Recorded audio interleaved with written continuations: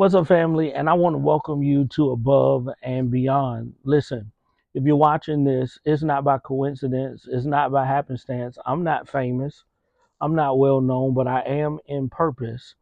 And I was born to have conversations like this with people like you. So I just want a few moments of your time. Of course, I want to share with you what I believe is the number one thing you need to do to set the course for 2026 to be the absolute greatest year of your life. And I'm not going to take a long time giving you a bunch of stuff, a bunch of fluff. I'm going to share with you what it is. And then I'm going to share with you some things that can help you to do it. So before I do that, do me a favor. If you haven't already, go ahead and give us a like. And of course, we want you to subscribe. We're building a spiritual community called Above and Beyond. We are a online church, but we are not the typical church, right? We are all of the good, prayerfully, hopefully, and but most importantly, we want to provide community for people like you. Maybe you're just burnt out with church in the traditional sense, or maybe the traditional church is a little bit too dogmatic for you, or maybe it's just convenience, or maybe it's one of those things like many who just aren't getting everything that they need spiritually where they are. And of course, you need just a little bit more. But whatever the case is, I want to be a part of helping you shape your life spiritually and taking it to the next level, of course, in our reality. All right. So, what's the number one thing you need to do? Type this in the comments. Make peace with where you are. The number one thing you need to do is make peace with where you are. Most of the time, we fill our new year, January, with a bunch of resolutions and goals and hopes and dreams and aspirations. And those things are noteworthy. But the problem with those things is that they usually come from a place of lack, meaning we feel like our life isn't good enough and we need to do something to make it better. And that's admirable, but it's not helpful. Because the truth is, everything that you've ever experienced in your life was necessary. And you would not be able to go where you're going and do what you're about to do and have the kind of year you are about to have without those necessary experiences. I know that's a big statement, and that's why I want you to be a part of our community so we can help you unpack some of those things, because I'm sure, like myself, many of you, your years, your days, your life experience has been filled with all types of traumas and dramas and frustrations and perhaps even depression and all of the things that come with just life in general. But I want you to just sit with that for a moment and recognize that everything that you've ever experienced or encountered in your life was absolutely necessary. And you can't go to unless you go through. So the number one thing you've got to do is just make peace with where you are. Now, how can I do that? Well, there's a saying that what you resist persists. What you resist persists. That which you keep fighting with to make better really isn't going to make it better, because we're not designed to fight, right? We're designed to allow, we're designed to live from within. We're triune beings with spirit, soul, and body.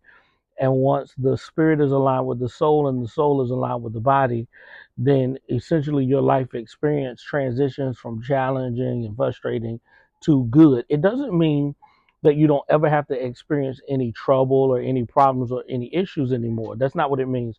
But it means that your perspective shifts in such a way that what used to be a problem becomes fuel, and you literally begin to experience the good that is in everything.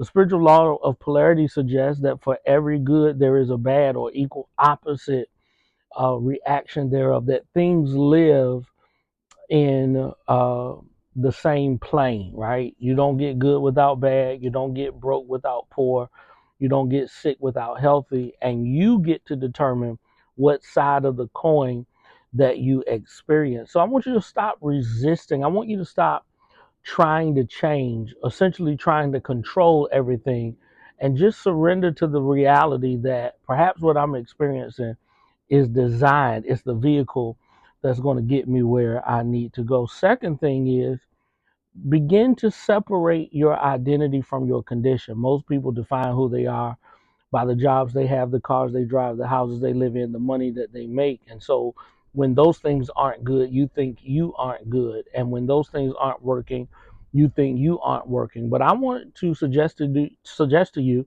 that your value is not tied to your performance, that your value is tied to who created you. You were created in the image and likeness of God.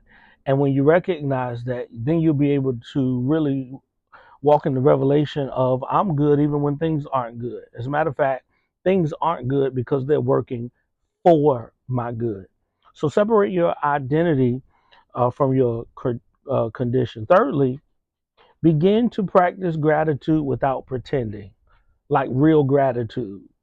Like, I'm not just saying I'm thankful because it's the thing that I'm supposed to say, but actually looking for reasons to be grateful, even when things may be chaotic. And even if you can't discover something, let me give you one thing you ought to be grateful for. That is, the trouble you're currently experiencing or have experienced brought you to where you are. Think about it. I'm grateful for where I am. I've endured and experienced some things that others couldn't survive in. I've walked through things that others just wouldn't or couldn't walk through. Everything I'm experiencing, I'm not experiencing it because it's happening to me. I'm experiencing it because it's happening for me. Transformation is happening because I had to experience something enough to where I was so sick and tired to where I begin to make changes. And if nothing else, you watching this to the point in which you're watching this is certainly an indication of your seriousness of taking your life to the next level. Fourth thing I want you to do is stop forcing the future. Stop trying to make what you want happen and start letting it happen. Start allowing it to unfold. Your future is already set, is already fixed. That's why you want it. But you don't want it because you're supposed to make it happen. You want it so that you can be aware of what's yours so that you begin to move in that direction. I know it may not feel like it, but you don't get to your deadline or your finish line by taking big strides. Just small steps will get you there, and eventually the momentum will carry you through. And then lastly, I want you to align with this idea of enough. What you have is enough. Do you want more? Sure. Could you use more? Perhaps. But what do you have? It's enough. It's enough for me to get to the next phase, the next place, the next space. No longer are we moving from scarcity and frustration, but we're moving from enough to enough. This is enough for where I am, and that's enough for where I'm going. And where I'm going is not physical. Where I'm going is spiritual, it's emotional, it's psychological.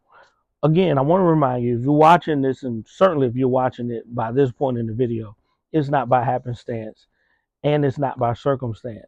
I believe that before the world was even created, that God picked me, chose me to help people take their lives to the next level through the form of spiritual leadership. I am a pastor at heart, and I love people, and I love all kinds of people.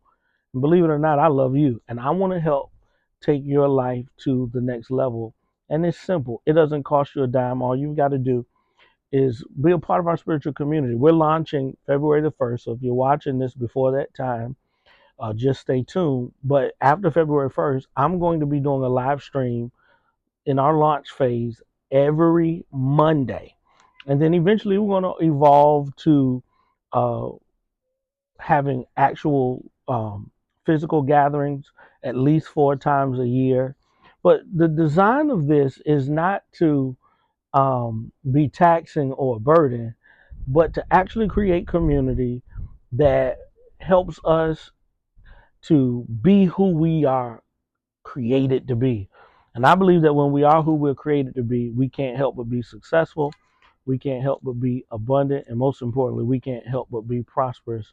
Listen, I am so grateful that you took time to watch this. And I'm even more grateful that you're considering being a part of our community. When you click that subscribe button, we consider you family. Stay tuned because we've got a whole lot going on. If you want prayer or if you have any questions or anything like that, just go ahead and put your email in the comments and we'll reach out to you and we'll begin to form even more community from there. All right. Until next time, remember, don't settle for living because you were designed to live above and beyond.